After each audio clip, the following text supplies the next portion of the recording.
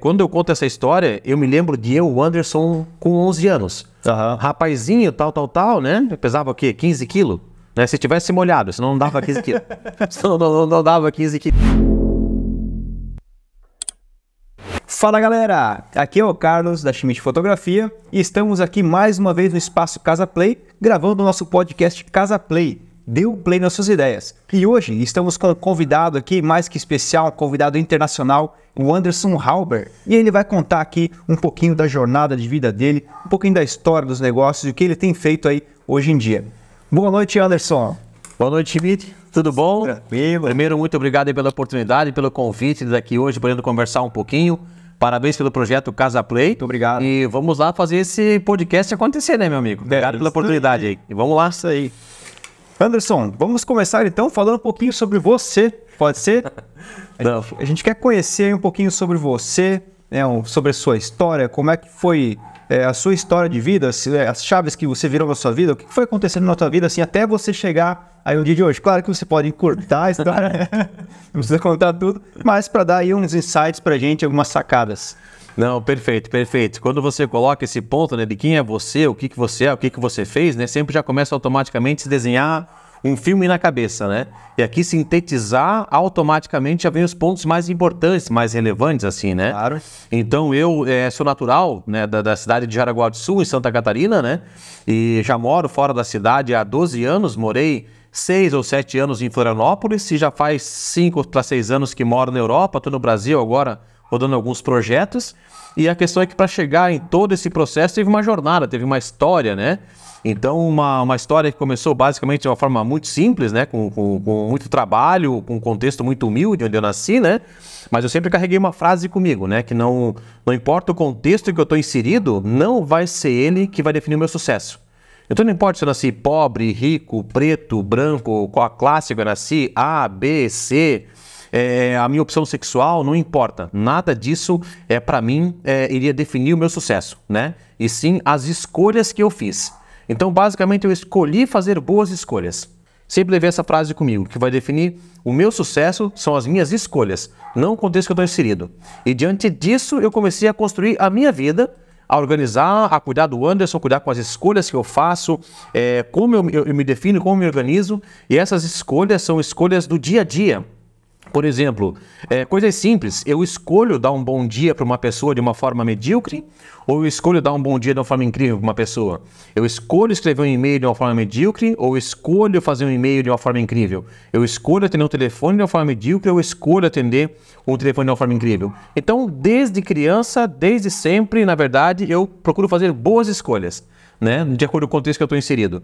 Já trabalho fora, né, desde os 11 anos de idade, então já trabalho fora desde os 11 anos de idade, a pessoa pergunta, trabalhava com o quê com 11 anos de idade? Coincidência, né? Eu também desde os 11, tá? Coincidência. Sério?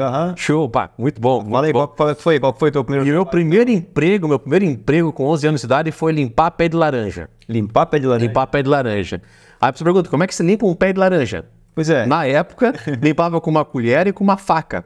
Pegava uma colher, uma faca, e raspar o pé de laranja e para tirar aquele limo. Ali, uns fungos que tinha. Enfim, era meu trabalho, uma criança de 11 anos de idade, né? Aí, me lembro que quando eu tava limpando esses pés de laranja, passava embaixo do pé de laranja, Carlos, passava os meus colegas. Indo tomar banho no rio, indo jogar bola, indo fazer alguma coisa. E eu lá em cima desse pé de laranja, limpando os pés de laranja, né? Aí o pessoal pensa assim, pô, coitadinho do Anderson, né? Se divertindo, estava ali. O Anderson trabalhando, coitadinho, nada disso, muito pelo contrário. Tava vendo aquele pé de laranja realmente trabalhando, fazendo a coisa acontecer. E aí consegui receber o meu primeiro salário, consegui me deparar com o dinheiro, comecei a gostar daquilo e percebi uma fórmula muito simples, como eu nasci de um contexto mais humilde, assim, eu percebi que a única forma de eu sair dali era eu estudar, eu me educar. Então já faz 34 anos que eu estudo, né? Eu estou com 38 anos hoje, desde os 4 anos de idade nunca saí dentro de uma escola, então sempre estudando e bebendo dessa fonte, que isso me ajuda a me lapidar, me ajuda a deixar melhor, começa a automaticamente ficar mais caro o valor da minha hora, e isso vai me trazendo cada vez mais dinheiro e resultado. Então isso simplesmente fluiu, sabe? Fluiu, aí depois vem história, né? Curso técnico, graduação, pós-graduação, mestrado, empresas, né? E basicamente isso um pouquinho assim de mim, né? E sobre frases que eu carrego comigo, assim, aquela frase que, pô, tatuaria essa frase, por exemplo, sabe? Certo. essa frase que eu falei antes, que é o que vai definir o teu sucesso, são suas escolhas, não o seu contexto. E uma outra que eu sempre falo comigo, né, é de Francis Bacon, na verdade, essa frase, que ela diz que um homem deve criar as suas oportunidades, não esperar encontrar elas. Então tem que criar a tua oportunidade, tem que sair da zona de conforto, porque não vai cair no teu colo grandes oportunidades, tem que construir, tem que fazer a coisa acontecer, sabe? E diante disso a gente foi evoluindo. Mas fui curioso o teu primeiro trabalho, também vou te entrevistar aqui também. Qual foi o teu primeiro trabalho? Cara, meu primeiro trabalho, meu pai ele trabalhava no Brighton na época, ele trabalhava na parte de expedição e eu ajudava nos finais de ano, eu ajudava a fazer cesta de Natal. Montava cesta de Natal lá, ganhava R$5 por dia, né? Nossa.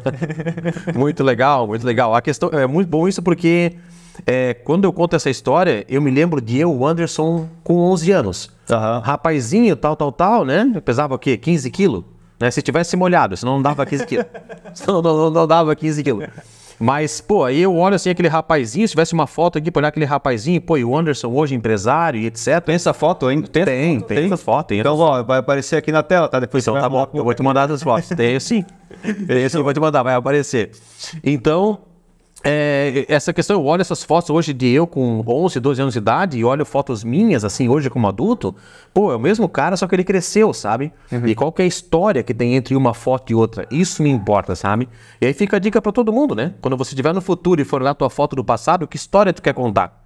Né? Saiba que o teu futuro é você que vai se colocar lá, vai ser as tuas escolhas, sabe? Então hoje eu posso olhar pro meu passado e tenho orgulho da história que eu tenho pra contar, sabe? Tanto pessoal, financeiro, profissional, como empresário, né? Então esse negócio que faz bastante sentido pra mim. E é basicamente por aí. Pode falar um monte de coisa, mas é mais ou menos por aí, sabe? Vindo de um contexto simples, né? Sou muito avesso à mediocridade. Uma palavra que eu mais odeio na minha vida é ser medíocre. Porque ser medíocre, você escolhe ser medíocre, então eu odeio mediocridade. Se é pra eu estar aqui hoje gravando esse podcast aqui, eu realmente não quero fazer ele de forma medíocre. Eu quero que seja um podcast com o que eu tenho de melhor, sabe? Então tudo que eu faço não importa. Se você é uma pessoa que trabalha catando latinhas na rua, você escolhe catar de uma forma medíocre ou de uma forma incrível.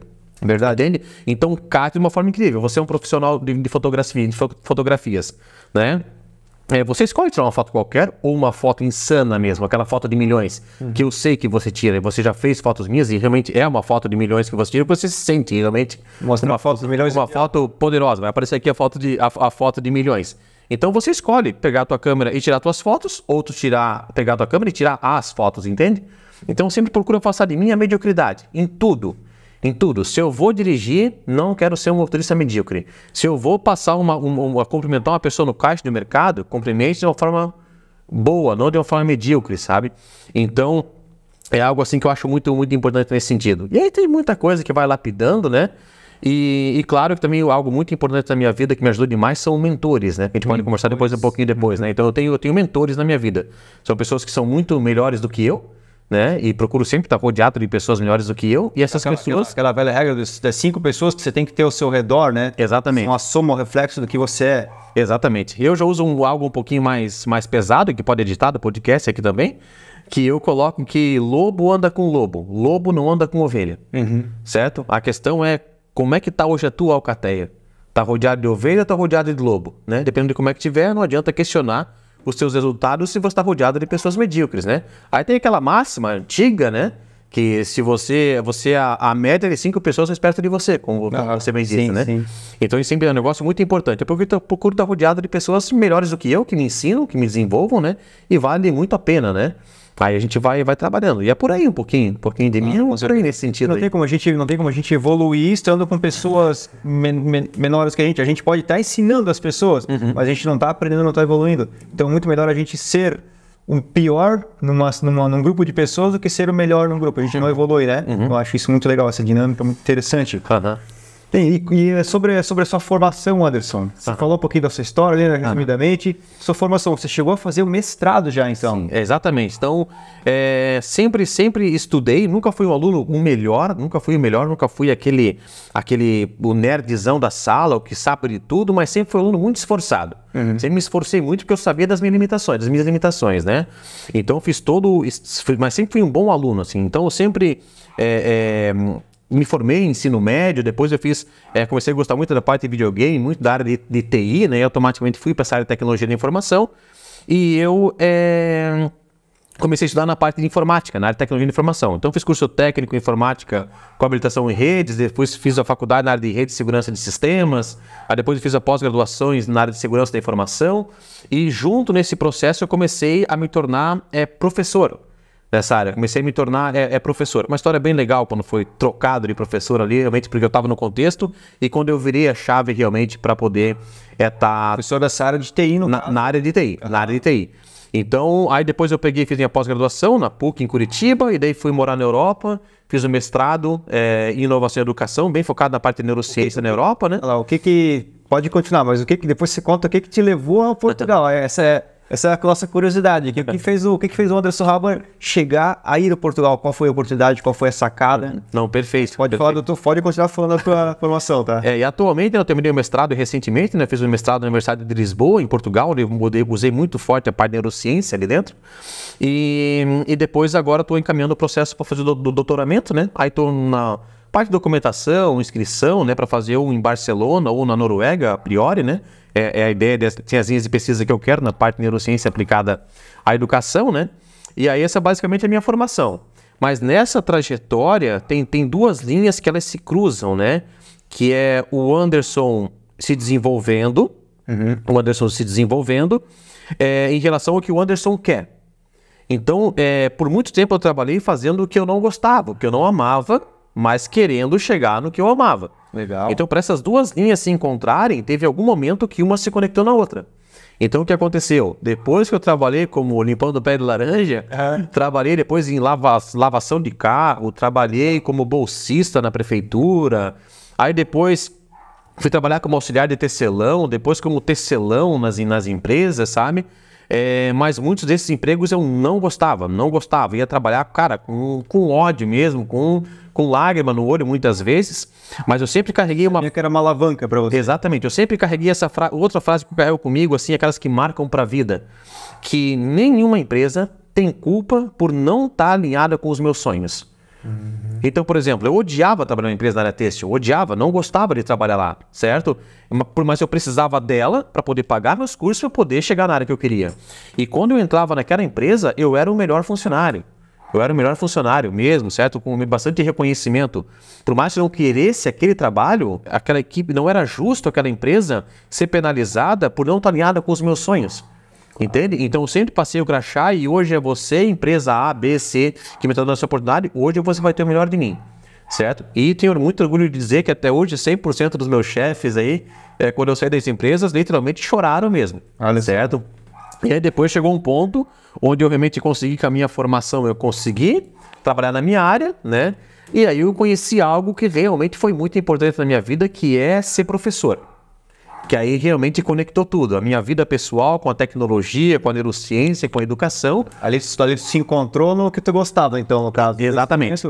Na verdade não é que eu me encontrei, na verdade me encontraram, né? Na verdade eu fui chamado para lecionar a primeira vez, eu tinha acho que 19 anos mais ou menos, e fui chamado de último momento porque um professor tinha se machucado, indo para a escola, os alunos precisavam ter aula, e eu fui acionado de última hora para dar aula.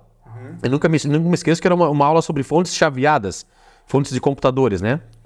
Então, me chamaram lá e eu fui dar a minha aula na área de fontes chaveadas, e eu nunca tinha me tocado disso, né? Então, eu peguei um monte de fontes de computador, fui para a sala de aula, né? E conversar com aqueles jovens que estavam lá sobre aquilo. E chegou um momento onde eu comecei a desenhar o circuito das fontes no quadro, e os alunos começaram a copiar no caderno aquilo, sabe?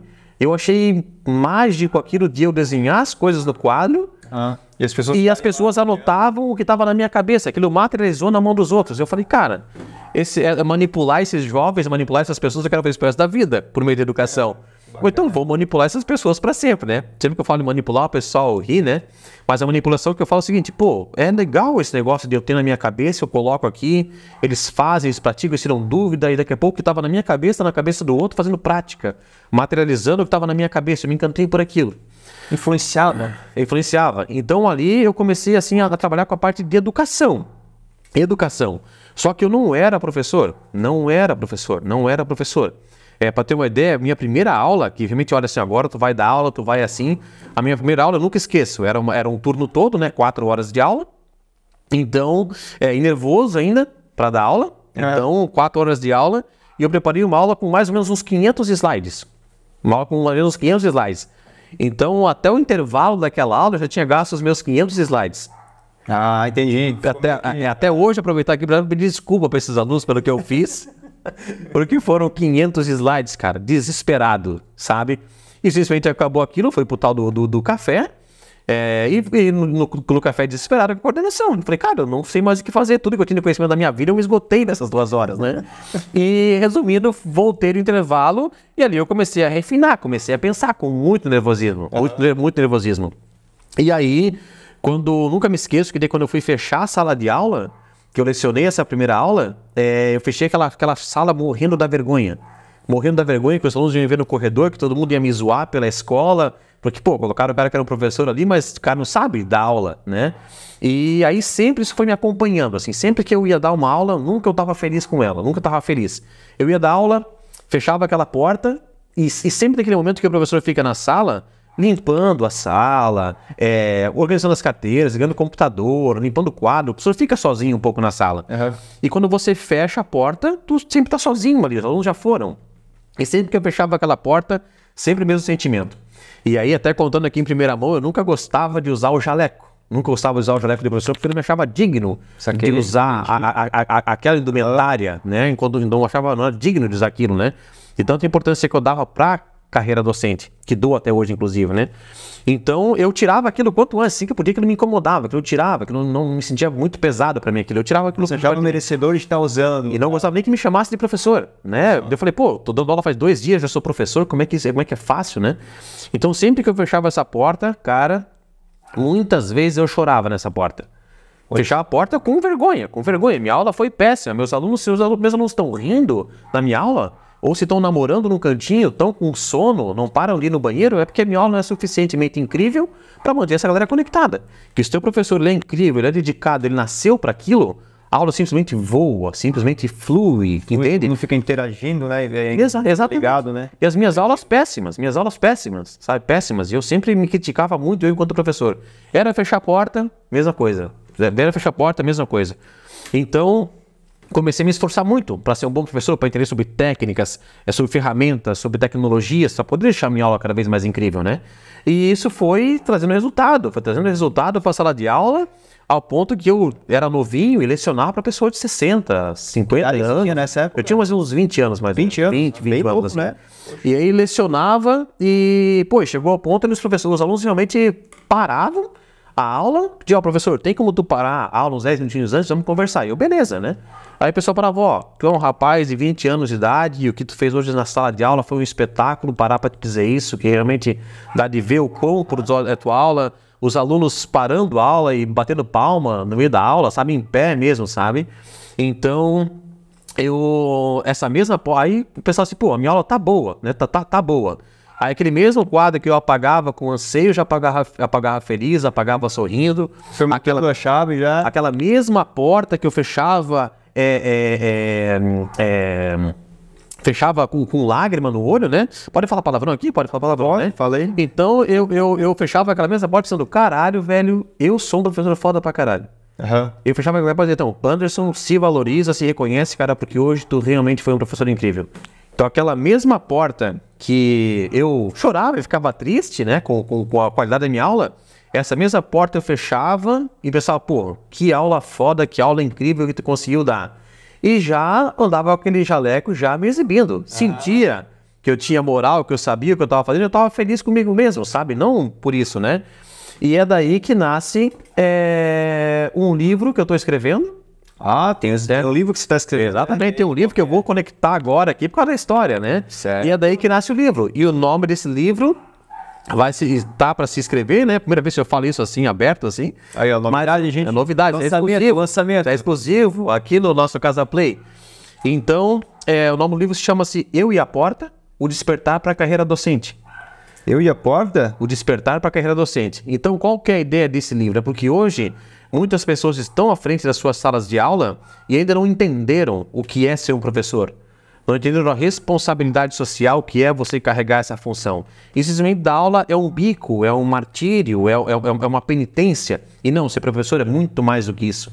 Inclusive, quem é professor mesmo, que ama a sua profissão, não consegue nem explicar o porquê da aula, certo? Então, a ideia de escrever esse livro é o seguinte, Eu e a Porta, o despertar para a carreira docente, que foi ali que aconteceu essa mudança realmente, de entender o que é educação, de me questionar, de pensar. Porque tem professores hoje, e falo com propriedade, porque trabalho com centenas de professores que já são professores há 20, 25, 30 anos e ainda não despertaram para sua carreira enquanto professor, certo? Não é vocação? No teu caso é uma vocação. Então a gente vai desenvolvendo isso, né? Então a gente foi trabalhando e aí que vinha o projeto, sabe? Aí que vinha o projeto e daí depois dessa questão da educação, que eu comecei a querer cada vez mais aprofundar como o humano aprende.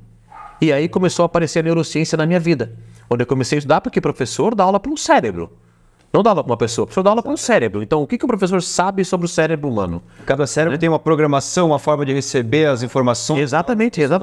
Aí estudo sobre foco, atenção, distração, distraibilidade, erro, arrependimento, lembrança, esquecimento, isso tudo questões biológicas e pilares da neurociência aplicada à educação. Então, desde então, eu venho estudando a parte de neurociência no sentido biológico, estudando a parte anatômica e biológica e química do cérebro humano e como que as minhas intervenções sociais podem contribuir para que aquele cérebro trabalhe de acordo com os objetivos que eu quero. Aí que nasce os estudos da neurociência na minha vida, aplicada à educação, né? E aí nesse projeto todo de sala de aula, começou a ficar em evidência os projetos, começou a ecoar pelo estado de Santa Catarina e eu fui convidado a morar em Florianópolis para trabalhar com mecanismos de inovação aplicada à educação. Para construir indicadores, certo? Para conseguir construir indicadores e projetos que melhorassem a educação do Estado. E isso acabou repercutindo no Estado, na América Latina como um todo, me catapultando para outros países da América Latina. E automaticamente a gente começou a evangelizar isso em alguns lugares do mundo, né? Palestrar e essas coisas, né? E em determinado momento, em um desses momentos de palestra e intervenção, um evento internacional, mas no Brasil, um grupo de empresários me viu palestrando, né? E palestrei em São Paulo, depois palestrei em Florianópolis, e aí eles me seguiram até lá. Foram atrás. Olha que e aí, legal. quando eu desci do palco em Florianópolis ali, o pessoal com sotaque estranho, os portugueses lá, querendo fazer uma proposta, um projeto, para eu poder ir morar na Europa e conduzir um projeto de uma empresa, assim. E eu estava justamente predisposto a isso, né?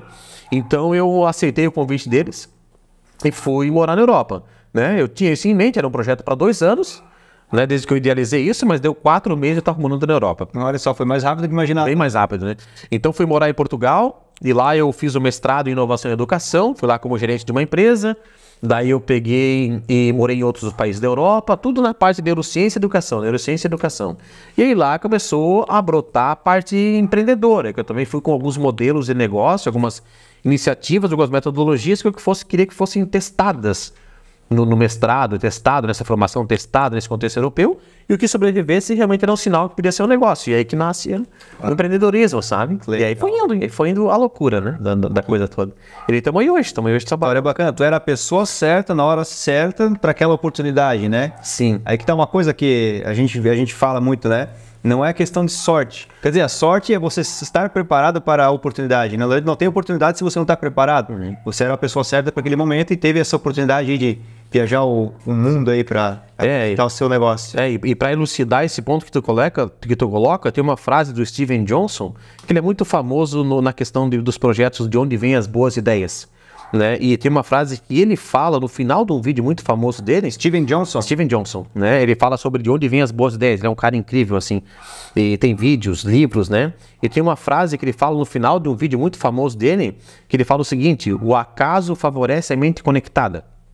Olha só. Certo? Então você não vai se conectar com as coisas dentro do teu quarto, dentro do teu escritório. Você está conectado com pessoas, com ecossistemas, com networking, com engajamento, para que a tua mente, essa tal dessa sorte, esse acaso, você precisa dar as condições para que isso aconteça, sabe? Uhum. Então isso funciona. E hoje a minha vida é 100% networking. Imagina se lá, aqui no networking, imagina se lá no início, quando você foi convidado para dar aquela aula, tivesse negado. Olha só, quantas coisas não teriam acontecido, né? Ou outra coisa muito importante, eu achar que eu não estava pronto. E muitas pessoas não avançam em projetos que acham que não estão prontos, certo? Você nunca estará pronto, certo? Nós somos uma matriz biológica repleta de defeitos. Então, quem é você para achar que vai estar 100% em alguma coisa? Então, é o seguinte, tá 51%, se joga.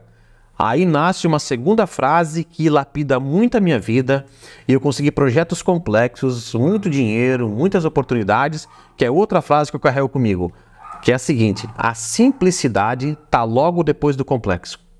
A simplicidade está logo depois do complexo. Exatamente isso. O que é isso, por exemplo? Você vai, por exemplo, virar um fotógrafo. Você me coloca uma máquina da qualidade do equipamento que você tem, que vale pequenas fortunas do teu maquinário, e você vai colocar aquilo na minha mão. É um negócio complexo tirar uma foto naquilo. Complexo. É complexo. Só que quando que aquilo vai se tornar fácil para mim? Logo depois que eu passar da complexidade. E a complexidade vai te fazer ficar simples. Fica simples. Então hoje as pessoas perguntam, cara, como é que tu fala em público para 15 mil pessoas? Como é que você sobe lá e simplesmente fala? Porque a simplicidade de falar em público está logo depois da complexidade de falar em público. Ou seja, virou natural. Então, ou seja, eu sempre busco o complexo.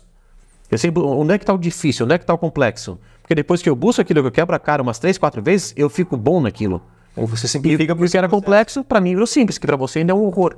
Entende? E isso começa a ir separando alguns perfis e automaticamente quem busca essa complexidade tem mais oportunidades e mais resultados. Só que para você ir nessa complexidade e buscar fazer, primeiro você precisa também de coragem, né? Coragem. Coragem, de certa forma, porque tem muita gente que não se predispõe a fazer alguma coisa porque, tenho medo, eu não vou conseguir e tal. Então, quando você tem a coragem, primeiro que você tem entendimento do que é complexo, transformar simples, mas você tem a coragem de fazer alguma coisa, tomar uma atitude, você vai lá e consegue resolver. Mas, e assim, só uma perguntinha aqui, então, eu vou fazer, né? Sim.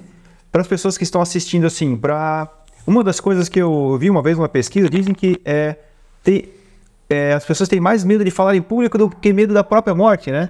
Sim. Então, sim. Que dica você daria hoje para uma pessoa que quer falar em público muitas vezes ou quer fazer alguma coisa nesse sentido? O que você falaria, assim, para... Você já não falou aqui, mas, assim, algumas dicas mais... Essa questão que a gente vai entrar agora é realmente eu, enquanto neurocientista, olhando sobre a perspectiva da fala. Então eu não consigo olhar sobre essa questão de postura, de se posicione, procure um ponto focal no fundo do ambiente, foque naquilo, certo? Eu olho para a perspectiva biológica do que somos nós enquanto seres biológicos no processo de comunicação e engajamento social. O que é o nervosismo, o que é a lembrança, o que é o esquecimento, certo? Então o que acontece? Hoje nós temos que entender que a parte da comunicação, a parte da linguagem, ela é diretamente relacionada a várias áreas do nosso cérebro, claro, mas na parte da fala, da comunicação, há duas áreas do nosso cérebro, que é a área de Broca e a área de Wernicke. Uma que interpreta a parte mecânica e a outra que interpreta a parte da sonorização, entre outras modulações que essas áreas fazem. Então o processo de comunicação é uma capacidade de você exercitar essas áreas do cérebro para que você consiga ter pensamentos divergentes que você consiga convergir sem perder o controle. E o que isso quer dizer? Hoje, um segredo chave para você falar em público é domínio tema. Ponto. Domínio tema. Porque você só sente nervoso do que você não domina. Você não tem confiança para certo? Você faz receitas de bolo. Antes que você colocar você falar sobre como é que faz um bolo para 1, 2, 100 ou 10 mil pessoas, você fala, certo? A questão é que hoje as pessoas são rasas em muitas coisas, certo? E não são boas demais, boas profundamente em uma coisa sequer. Então, ou seja, todo mundo é raso num monte de coisa. Se você é raso quando você vai expor, você tem medo que as pessoas percebam que você é fraco naquilo. Não sabe mais que você... Você tem medo de que eu levante a mão e diga, o que você está falando você está mentindo, ou não tem fundamento. Então você tem que falar do que você é bom. Automaticamente passa nervosismo, passa gagueira, passa tremedeira, passa dor de barriga. Domine o que você está fazendo, certo? E uma outra técnica que eu recomendo e funciona muito quando você for falar em público é você chegar antes dos demais. Antes dos demais. Então se você tem um evento que você quer, dependendo da quantidade de pessoas, é para 10 mil pessoas, chegue 1 hora antes. E vá se ambientando com o espaço, vá vendo as pessoas chegando a pouco, vá se familiarizando enquanto ser um biológico e vai ver uma intervenção social de alto impacto, sabe? Aí isso funciona. Então, e aí, claro, tem várias dicas de oratória, recai em cima de PNL, mas tem o básico que precisa ser feito, é você dominar o teu conteúdo. E quando você domina o teu conteúdo, sinceramente, você não palestra, você não fala, você se exibe, certo? Porque você sabe o que você tem propriedade para falar daquilo, sabe? E fica divertido. Aí se for para mim falar para 5 pessoas, ou para 25 mil pessoas, 30 mil pessoas, Não muda nada, não importa, inclusive, quem está na plateia, sabe? Porque eu sei do que eu estou fazendo, eu sei o que eu estou falando. Então, cada palavra que é dita tem uma fundamentação, tem um embasamento. E aí flui, simplesmente flui, com naturalidade, sabe? 12 dicas incríveis aí, né? E fala da sua verdade, né? Aquilo que você está falando é da sua verdade. Né? Exatamente. E flui, funciona, sabe? E dá certo. E a gente vai avançando. E é por aí. Sensacional, Anderson. Muito bom. E, ó, dicas incríveis hoje aí para vocês, ó. Anderson, e falando um pouquinho agora sobre negócios. Você é fundador da Crino International Hub of Creative and Innovation. Exato. Aí pode falar um pouquinho da Crino, pode falar dos outros negócios que você tem também, com sociedades e tudo mais. Fala um pouquinho aí da sua vida como empreendedor aí nesse país. Perfeito. Então, assim, sobre a parte de empreendedorismo, é algo assim interessante. Por que eu empreendi? Por que nasceu essa vontade? Por que eu decidi sair de um lugar e saltar, né? Quando a gente fala esse grande salto que a gente fala na vida do empreendedorismo é o quê? É de você estar como um CLT, trabalhando como colaborador. Você quer abrir teu negócio, mas tem medo de sair dar errado porque as despesas estão vindo e está sem receita. Então, ali é o salto, né? E eu, quando eu saltei, eu estava com uma vida muito confortável financeiramente falando, projeto, estava tudo ótimo. Para ter uma ideia, a empresa que eu trabalhava ficava do outro lado da rua do apartamento onde eu morava. Então, literalmente, dava 8 minutos a pé do meu apartamento até na minha sala do trabalho. Então, cara, morando num paraíso, as coisas acontecendo, mas eu comecei a perceber que, em relação ao que eu queria pra mim, eu tava meio que batendo no teto das coisas, sabe? Encargo, salário, sabe? Então aquilo começou a me incomodar um pouquinho, e eu com ideias na minha cabeça, né? Com tanto tempo de experiência na área da educação, na parte de neurociência, aplicada à educação também, aquilo começou a me gerar um desconforto, e aquilo não passa até que você abra, até que você faça a coisa acontecer. Né? Então o que acontece? Chegou um momento onde eu realmente amava e devo muito à empresa que eu trabalhava, e eu fui lá e decidi realmente empreender. Mas algo muito importante sobre o empreendedorismo, nunca pode ser um corte. Tem que ser sempre uma transição. Uma transição, onde você está trabalhando, você vai estudando o seu negócio, vai abrindo, vai fazendo a coisa acontecer, e depois você faz isso com segurança. E grandes mentes fizeram isso também, desde Steve Jobs, desde Bill Gates e vários outros empresários.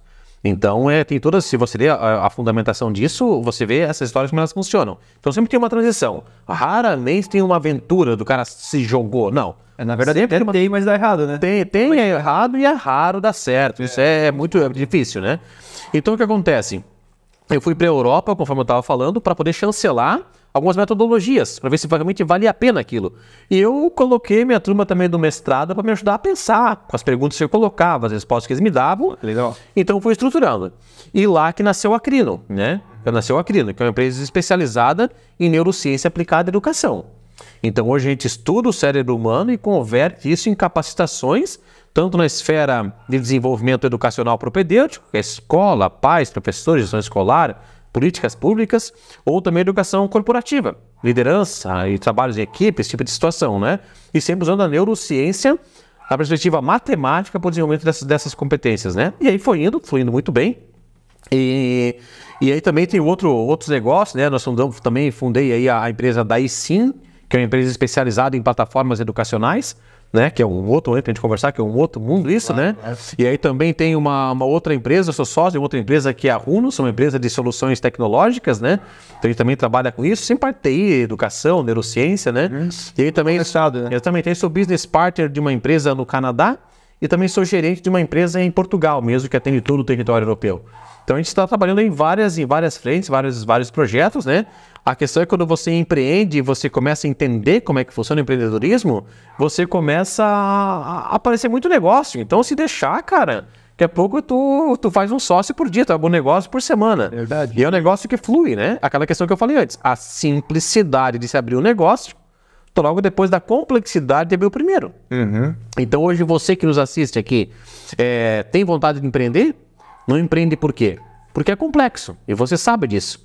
Sabe que essa complexidade só vai se tornar simples quando você peitar essa complexidade. E é assim em tudo na vida. Certo. Não era difícil dirigir? Hoje é simples. Por quê? Porque você se colocou. Não era difícil dar o primeiro beijo na boca? Certo? Hoje simplesmente beija. Por quê? Porque você se deu ao desafiar a complexidade e hoje é simples. Isso vale para tudo na vida. A questão é que as pessoas daqui a pouco têm medo dessa complexidade. Verdade. Aí, aquela questão que hoje em dia assola muitas pessoas, Que outra frase que eu carrego comigo, né? São poucas, né? Tô colocando quase todas aqui, né? Que é aquela questão que as pessoas têm sonhos complexos. Quero ter um carro, quero viajar, quero ter uma casa na praia, quero curtir a vida, quero comprar o que eu quiser, ir no restaurante que eu quiser. As pessoas têm sonhos complexos, mas elas têm movimento medíocre. Movimentos medíocres. Exatamente. E aí, movimentos medíocres não realizam sonhos complexos. Movimentos medíocres não realizam sonhos complexos. E a soma de movimento medíocre com sonho complexo no meio do tempo, isso chama-se frustração.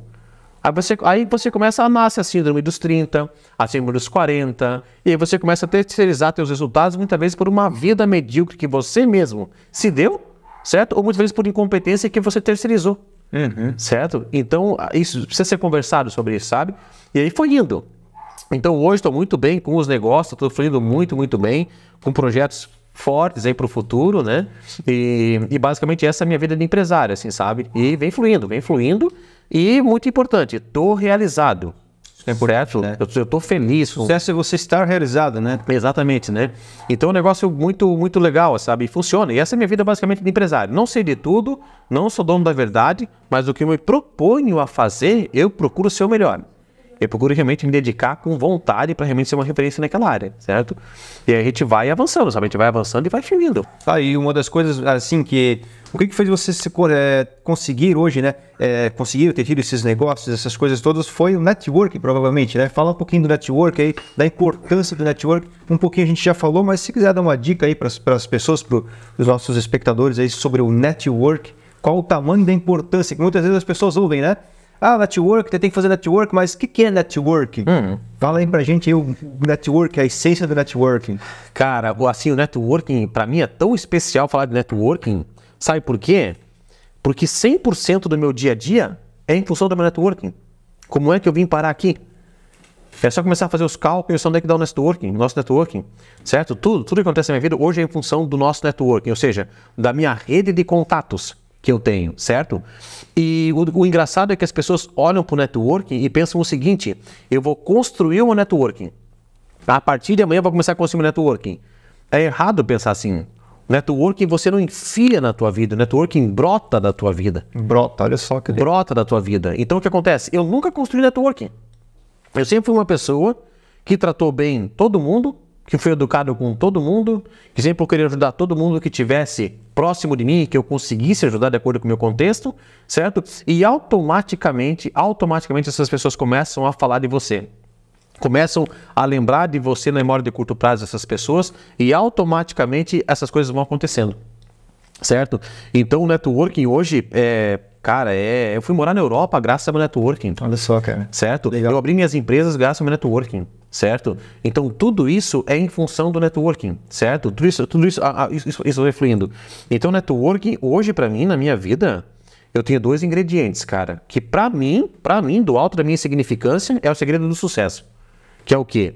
Educação e networking. Educação e networking, certo? E outra coisa, cara, trate bem todo mundo, porque esse mundo dá volta.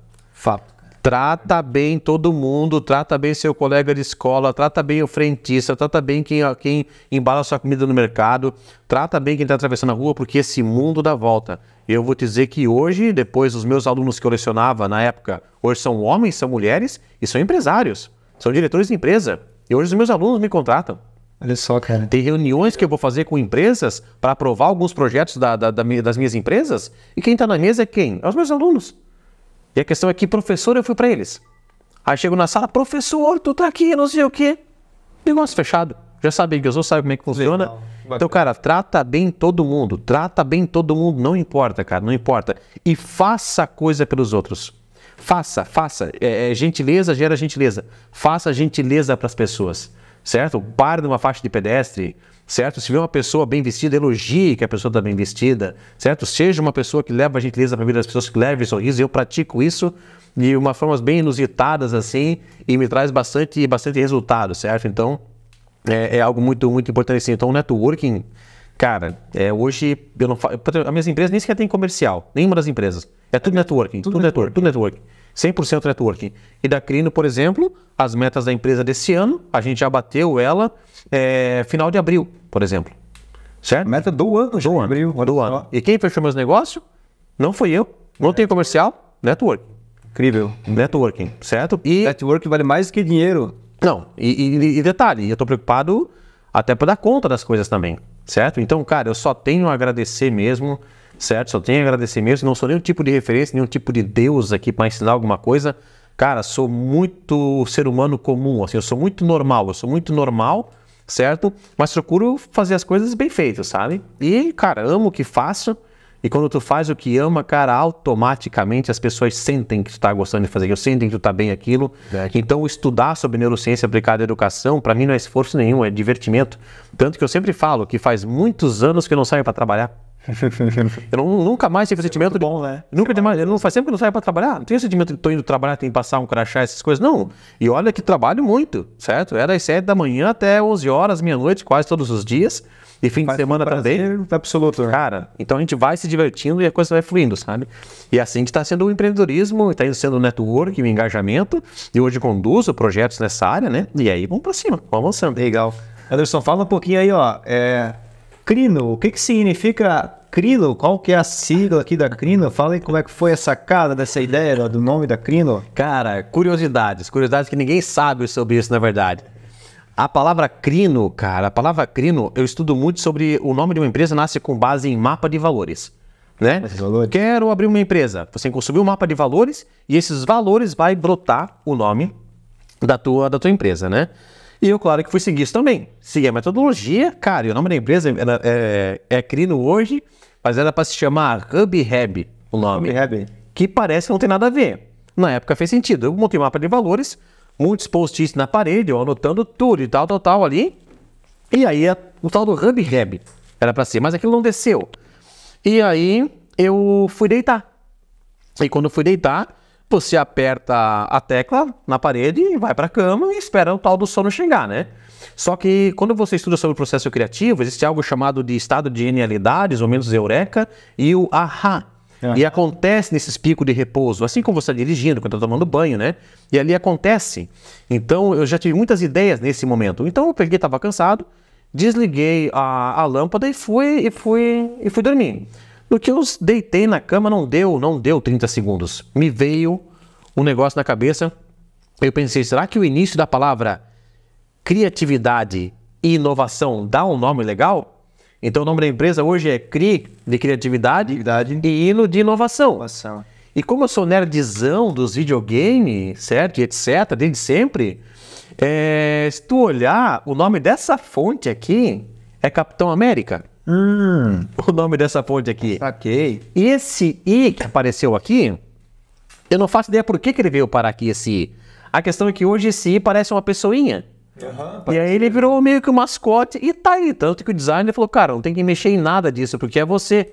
É criatividade, é inovação, tem coisa de videogame aqui. Então, no design da empresa, o designer que fez tudo, a única coisa que nunca mexeu foi na logo, sabe? É legal que você conectou criatividade e inovação lá. Então a ideia de conexão entre os dois ali, né? Exatamente. E marca, porque hoje quando o pessoal fala crino, eles chamam de crina. De crina de cavalo a primeira vez. E essa brincadeira gera sentimento. Só alegria, dopamina. Aí você não esquece o nome. Então não pode esquecer de mim do vídeo. Mas na empresa tu vai lembrar. Quem tá vendo aqui. É verdade. Certo? Vai lembrar da empresa Crino. E aí flui. Assim que nasceu o nome. Que bacana, olha só, cara. Certo. Curiosidade interessante aí, ó. Aí imagina as outras empresas, né? Uma é Runos, a outra é Daisin o nome. Então é assim, outras histórias grandes pra cantar, mas tudo no mesmo sentido assim, o pessoal dá risada, né? Então a gente tá aí, e é assim que nasceu. Nomes bem elaborados, né? Porque realmente pega esse nome, realmente conecta. E vai indo, depois daí sim, tipo, que empresa que é essa? Daqui a pouquinho você vai lembrar muito do nome da empresa e vai ficando natural, né? Virando hábito, né? É assim que nasceu o negócio. Que legal, bacana, né? Bem, Anderson, agora vamos falar um pouquinho, você tem uma mentoria sobre uma oficina de neuroleitura, é isso mesmo? Sim. Nós, como a gente estuda na empresa, nós estudamos também os neurônios da leitura, certo?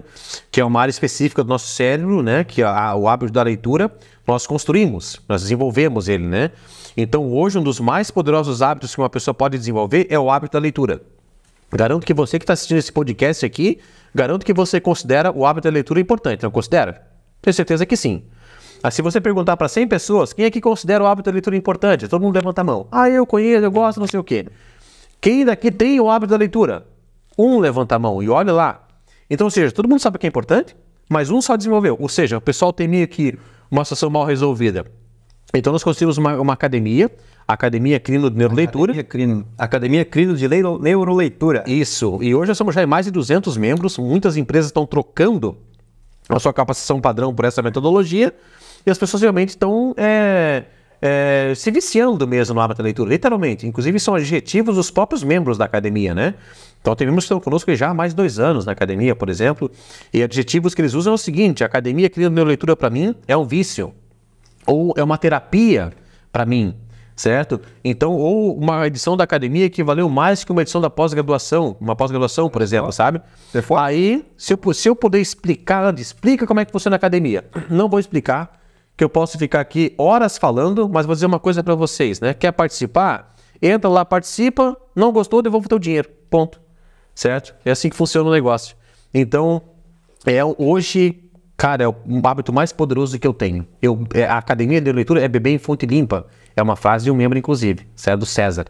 Então, a academia é beber em fonte limpa. Beber em fonte limpa. Hoje em dia, as pessoas acabam bebendo e se achando sábios, vendo meia dúzia de frasezinha de impacto no seu Instagram, por exemplo. Isso está longe de ser um desenvolvimento cognitivo, científico, pautado no eruditismo, na sabedoria, sabe? E é um projeto... Hoje o meu mosteiro é ler.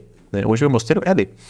Legal. Ô Anderson, e assim, ó, para aquelas pessoas que muitas vezes, eu não tenho tempo de ler, eu não tenho tempo de participar da Academia Crino de Neuroleitura, como é que você pode dar umas dicas pra gente aqui, dicas de leitura para a pessoa começar, ou dar mais ou menos uma amplitude de como que a pessoa pode se reprogramar para entrar nisso, para começar a ler, se desenvolver, porque tem muitas coisas que assim, a pessoa às vezes ela não foi acostumada a ler, ou quando teve uma oportunidade de ler, lá na infância, na escola e tudo mais, não gostou de uma determinada leitura e chegou a criar aquele ranço até pela leitura, né? Uhum. A gente até conversou em outro momento aqui sobre isso. O que você dá de dicas de livros, dicas de leitura e explana um pouquinho sobre isso? Hoje, falando sobre o hábito da leitura em si, o que eu mais escuto quando eu vou apresentar o projeto para as pessoas sobre o hábito da leitura? Elas falam que elas têm um monte de livro em casa, mas nunca leram. Ou acham que é bonita lá como decoração. Elas falam que elas começam a ler uma página e no meio da página elas começam a bocejar. Ou ela acabou de ler uma página, ela sabe que não lembra de nada daquela página e ela vira. E aquilo faz com que ela se sinta culpada. Então ela para de ler aquilo porque o livro está meio que batendo nela. Entende? Entendi. E tem pessoas que acabam de ler o livro e você perguntar, tá bom, o que você leu nesse livro? Não sei. Foi legal o livro, conta um pouquinho por cima e daqui a pouco não lembra, certo? Então o que acontece? Isso está diretamente ligado com uma questão dopaminérgica do nosso organismo, que hoje nós somos acostumados a ter prazer a curto prazo. E a dopamina é um neurotransmissor que nós gostamos muito, né? Então, por exemplo, o Instagram é uma máquina de fabricar dopamina. Ela nos entrega muito prazer de forma muito rápida. Já num processo mais contemplativo, como é a leitura, você não consegue ter dopamina a curto prazo. E o teu corpo começa a te arrancar dali. Tanto que você está lendo a página de um livro e daqui a pouco, no meio do livro, você começa a pensar assim, quando acabar de ler esse livro aqui, eu vou tomar um banho. Do nada vem isso na cabeça. Dispersa. Depois do banho eu vou tomar um café. E o teu olho está passando as letras.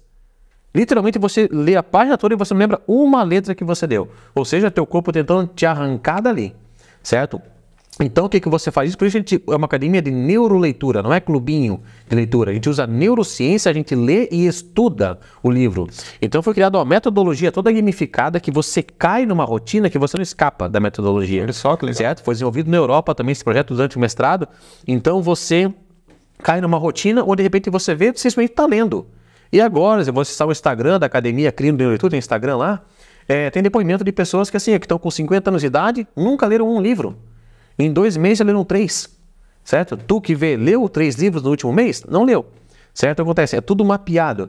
Então, realmente, tudo uma metodologia. Você vai lendo em grupo, tem desafios, tem neurotransmissores, tem exposição, você corre risco de passar vergonha, e isso tudo aciona neurotransmissores, aciona emoções que fazem com que você desenvolva. Aí é aquela questão, a simplicidade vem logo depois do complexo, como eu já falei. Uhum. É difícil ler um livro? Leia-o de uma certa forma. E hoje o pessoal não tem livro, são troféus.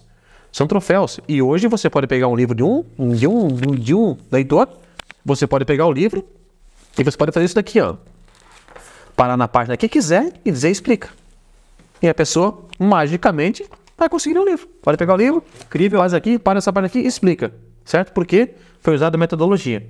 Então a pessoa lê 10, 15 vezes o mesmo livro. Ela não percebe, mas a metodologia faz com que isso aconteça.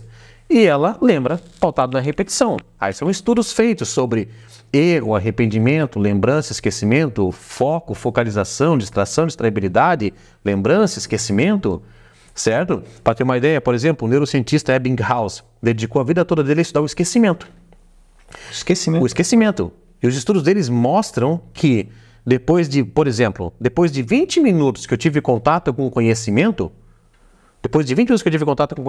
eu já esqueci 56%. Depois de 20 minutos? Depois de 20 minutos. Caramba, olha só. Ou seja, você que está vendo esse vídeo aqui, resuma o que aconteceu até aqui. Você não consegue, porque o esquecimento. E depois de 1 hora você vai ter esquecido mais ou menos de 80%. E daqui a um mês você vai lembrar então de 7% que foi visto nesse daqui. Então como é que eu combato o esquecimento e a lembrança? Aí usa outra metodologia. Aí entra o neurocientista Art Kohn, que estudou a lembrança e criou o modelo 222. E isso tudo está embutido nos treinamentos da Crino, nas academias. Um professor tem que saber disso, um líder tem que saber disso, porque líder lidera cérebro, professor leciona para cérebro. Entende? Aí isso tudo está embutido na técnica. Então você cai num processo de neurociência aplicada ao desenvolvimento das áreas de leitura do nosso cérebro e você começa a desenvolver um poderosíssimo hábito.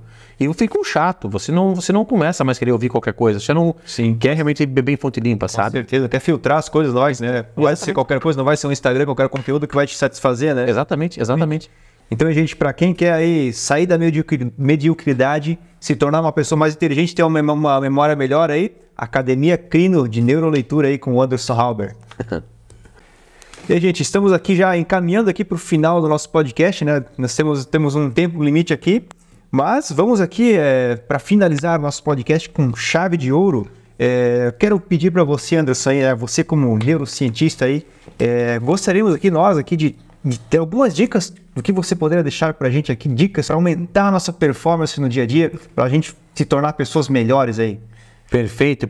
Essa é a pergunta de milhões, né? Essa é a pergunta de milhões, dá para deixar muita dica, muita coisa boa, mas eu gostaria de deixar para vocês importante uma reflexão, certo? Que os dados hoje mostram que em torno de 80% a 85% das pessoas vão sofrer ou já sofrem com algum tipo de doença cognitiva ou neurodegenerativa. Então eu tenho certeza que você que está assistindo o nosso podcast aqui, ou sofre com ansiedade, ou sofre com depressão, ou sofre com estresse, ou sofre com delírio de grandeza, ou sofre com Tourette, ou sofre com burnout, ou sofre com TIG, etc. Nossa, então, ou seja, porrada ali. E posso ficar aqui horas conversando com você. A questão é o que você sabe sobre elas e como você pode cuidar da sua vida. E aqui fica a frase que eu queria deixar para você, já que eu sou um monte de frase. Sim. Deixar uma frase. 100% é muita coisa. Do que você quer ou pretende ser, depende do teu cérebro. Você quer ser um fotógrafo cada vez melhor, se é que é possível, que tu já é fera demais? Tu quer ser um fotógrafo incrível? Quem vai fazer você ser um fotógrafo incrível? O teu cérebro, certo? Você quer melhorar cada vez mais a qualidade desse podcast, desse canal incrível aqui? Quem vai fazer isso? O teu cérebro vai te colocar para pensar. Quem levantou esse prédio? Quem instalou essa iluminação? Esse equipamento todo aqui? Foi o teu cérebro. Quem construiu esse relógio? Quem construiu isso daqui? Tudo é o cérebro. Quem levantou a sua casa foi o cérebro. Então 100% do que a gente quer depende do nosso cérebro. Olha a importância disso. A questão é que esse mesmo cérebro que você e eu carregamos dentro da cabeça, ele depende 100% do que nós somos para ele. Consegue entender? O cérebro que tu tem, ele é o que você foi para ele. A questão é o seguinte, o que você tem feito pelo teu cérebro? As pessoas não fazem nada por ele, nada, só usufruem. E não é muito crítico isso? Você depender 100% do teu cérebro, o teu cérebro depende 100% de você, e você nem sequer sabe quanto pesa o teu cérebro. Quantos neurônios tem o teu cérebro? É incrível, as pessoas estão se matando sem se ver. Então eu podia dar aqui dicas complexas, certo? Dicas incríveis. Só peço cautela com medicação, muita cautela com medicação, certo? Porque tem muito que ser estudado antes de tomar remédio, certo? A doutora Ana Lembe, que escreveu o livro Nação Dopamina, ela colocou na página 129, o último parágrafo, essa frase: nem todo tipo de dor humana tem que ser medicada, muitos tem que ser sentida. Não descartando a medicação, mas sim ela no contexto correto, certo? Então, nós vamos cuidar muito do nosso cérebro. E tem hábitos que as pessoas desconsideram, se acham que são super máquinas, mas não são. São animais que pertencem a uma natureza e estão sofrendo com isso. Então, hoje, dicas básicas para poder contribuir com o alívio de estresse, com o alívio de depressão, com o alívio de ansiedade. Primeira coisa, você estudar um pouquinho sobre exercícios neurolaborais. Exercícios para estimular áreas do teu cérebro que não são estimuladas no dia a dia. Porque 40% do que nós fazemos no nosso dia a dia é hábito. Então nós temos que estimular o nosso cérebro para que ele não atrofie. Inclusive, atrofiamento de massa branca é um dos causadores do Alzheimer, por exemplo. Olha só. Certo? Que está cada vez mais precoce, inclusive, certo? Então, nós temos exercícios neurolaborais, é uma área muito importante, mas 2 dicas, porque as pessoas duvidam disso e vão ser acometidas por medicações pesadas. Primeira dica, 8 horas de sono. Essa é velha, essa é desde sempre, mas não é dica da avó, não é dica da mãe. Biologicamente falando, o nosso cérebro precisa de um processo de repouso de 8 horas. Então, de 7, 8 horas. É questão de qualidade do sono, profundidade do sono, mas 8 horas de sono é muito importante, certo? Muito importante entre 7 e 8 horas de sono, para que você consiga fabricar a forma correta de melatonina, por exemplo, no teu cérebro, para que o teu líquido encéfalo-raquidiano consiga fazer um processo de higienização do nosso cérebro, certo? Para que eu consiga, com base nesse equilíbrio, fazer com que o meu cortisol seja fabricado no início da manhã, para ele conseguir se deslocar ao meu dia a dia, sendo acompanhado pela adenosina. Então eu consigo ter um ciclo maravilhoso de questão. Aí o pessoal está dormindo 4, 5 horas e não me vem com conversinha de workaholic, não vem com conversinha de que eu preciso só de 3 horas, é mentira. É mentira, certo? Você está querendo ser uma super estrela na sociedade. É mentira, você precisa dormir 7 a 8 horas de sono, certo? Para que eu me acorde e eu realmente me acorde com vontade, sem sono, para ter um dia incrível. Então 8 horas de sono é o primeiro passinho. Ah, mas eu não consigo, eu estudo, trabalho e estagio, tua vida não está boa. Está se matando aos poucos. Se é que não está fazendo isso, tudo é se medicando, certo? Então daí um passo para a mutilação e outros tipos de situações é algo muito importante. É algo que pode acontecer. Então, o sono. Segundo ponto, água. Água, certo? Com o pH acima de 7, que é o que nós precisamos. Então, 77% do nosso cérebro é água. E as pessoas não bebem o líquido correto para o seu organismo. 77%? É água. Ou seja, nosso cérebro funciona com eletricidade. Nós precisamos ter ótima condução ali dentro. Precisamos ter o líquido correto para isso. E as pessoas, quando estão com sede, fazem o quê? Tomam um refrigerante. Anderson, e como é que a gente consegue saber ou encontrar essa água com esse pH 7? Tem alguma forma de fazer a água ficar com esse pH? Como é que ficaria? Hoje, por lei, é obrigado a chegar nas nossas torneiras com o pH entre 6 e 9, certo? Por lei. Só que o ideal mesmo é 7.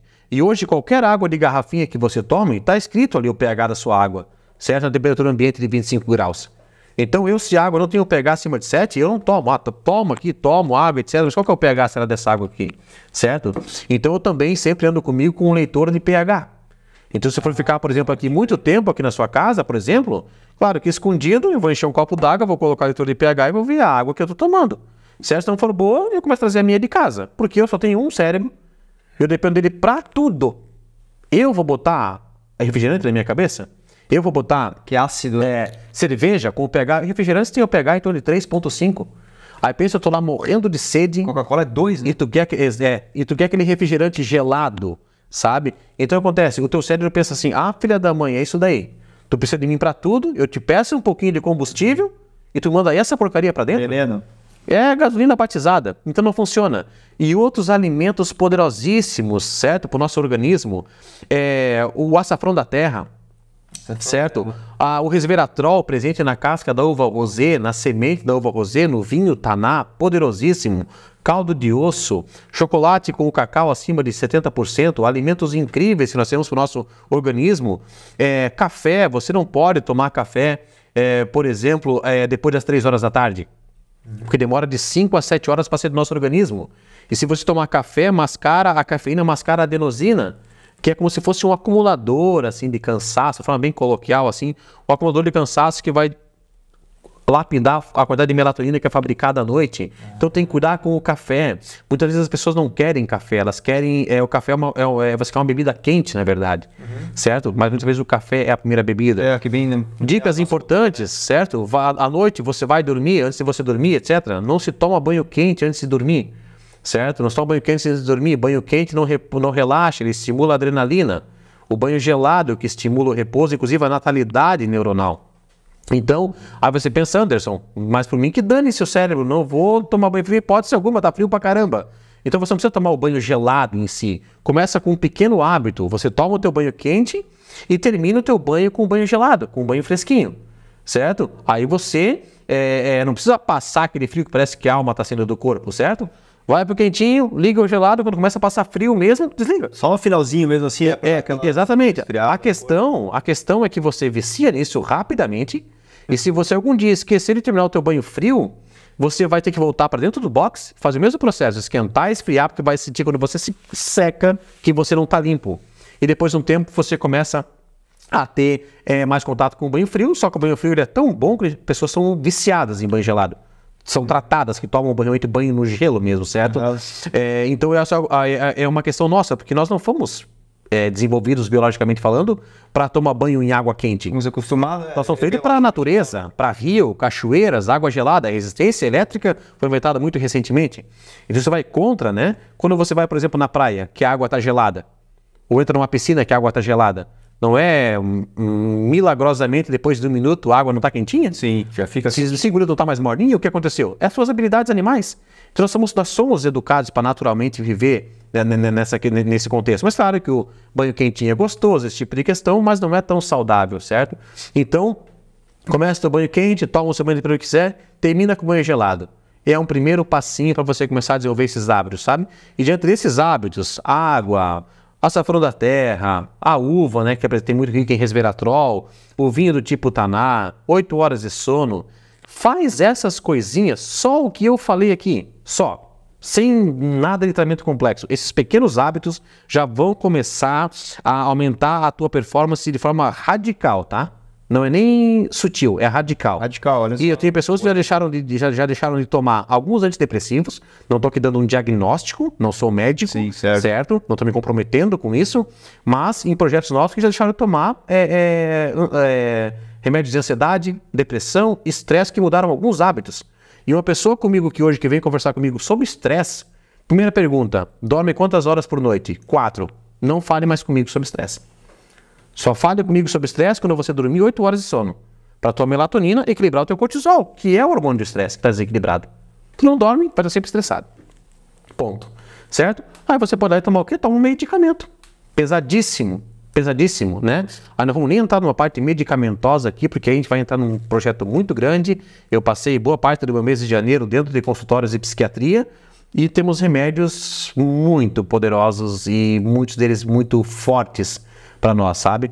E é mais ou menos por aí. Podia falar mais um monte sobre isso, porque é a nossa área de atuação também, né? Mas assim, cara, é por aí que a gente vai seguindo nosso projeto nessa parte de cuidado, performance, né? Isso é maravilhoso, né? Isso é ótimo para as pessoas. Só para a gente lembrar, o pH ele significa peróxido de hidrogênio, né? Exatamente. Basicamente a acidez da água, né? Entre os elementos, né? Então, Carlos, cara, muito obrigado pela oportunidade, parabéns pelo projeto, muito legal o nível do conteúdo que está trazendo aqui o pessoal. Galera, não deixe de acompanhar, vale a pena. Ajude também a comentar, mandar suas dicas, porque esse podcast aqui é de todos nós. Então, a gente poder ir construindo junto e trazer conteúdo de qualidade. Obrigadão pela oportunidade e parabéns aí pelo projeto. Poxa, muito obrigado. Fico muito feliz e honrado aí estar recebendo uma celebridade aqui como o Anderson. Anderson. Então é isso. Essa aqui é a Casa Play. Dê um play nas suas ideias.